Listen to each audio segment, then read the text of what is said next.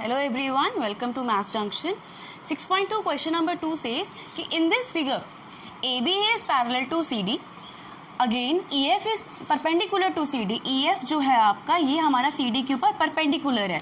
Perpendicular का मतलब ये 90 डिग्री बना रहा है, करेक्ट.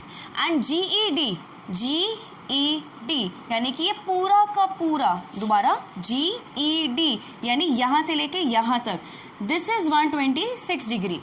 अब वो पूछ क्या रहा है हमसे, AGE यानी कि AGE ये वाला एंगल, GEF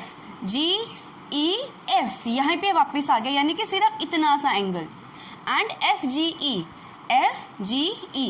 अब आपको पता है कि जब भी लाइंस पैरेलल होती हैं तो ऑल्टरनेटिव ये सारा सिस्टम आता है, करेक्ट. यानी कि अगर मेरा ये वाला एंगल आ जाए इतने वाला तो मैं लीनियर पेयर से ये निकाल लूँगी, करेक्ट. अब दूसरी बात देखो क्या है, ये पूरा का पूरा 126 है, इसमें से ये वाला पोर्शन 90 चला गया तो ये बच जाएगा. अब लिखेंगे कैसे, अब हमारा जो angle GEF is equal to, अब आप देख सकते हो कि जो GEF है आपका वो ये वाला एंगल है. अब आप एक चीज़ देखो, ये GEF कैसे निकलेगा, अगर मैं इस पूरे 126 में से ये 90 वाला पोर्शन माइनस कर दूं, करेक्ट.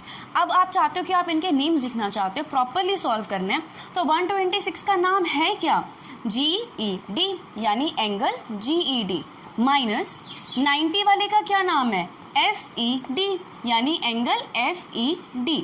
ये हो गया 126 डिग्री माइनस 90 डिग्री यानी 36 डिग्री मेरा GEF आ गया. मतलब ये वाला पोर्शन मैंने सॉल्व कर लिया, करेक्ट. नेक्स्ट आता है, अगर ये पूरा, एक तो सबसे ज़्यादा प्रॉब्लम बच्चों को आती है ऑल्टरनेटिव निकालने में. ऑल्टरनेटिव अगर मुझे बनाना है, ऑल्टरनेटिव इंटीरियर, तो अगर ये एंगल मैं बना रही हूँ, ऑल्टरनेटिव है लाइन से लेके ट्रांसवर्सल तक, तो यानी लाइन से लेके ट्रांसवर्सल तक ये ऑल्टरनेटिव है. यानी कि यहाँ पर इसका जो ऑल्टरनेटिव है वो खाली 90 नहीं होगा, ट्रांसवर्सल से लेकर लाइन तक, दैट इज 126 डिग्री नॉट 90 की ये लाइन है. यानी कि AGE के टाइम पर मैं ये वाली चीज़ ख़त्म कर दूंगी. अब ये ऑल्टरनेटिव बन रहा है, ना कि खाली 90 बन रहा है. और आप नॉर्मल कॉमन सेंस भी यूज़ करो कि ये 90 दिख भी नहीं रहा है आपको.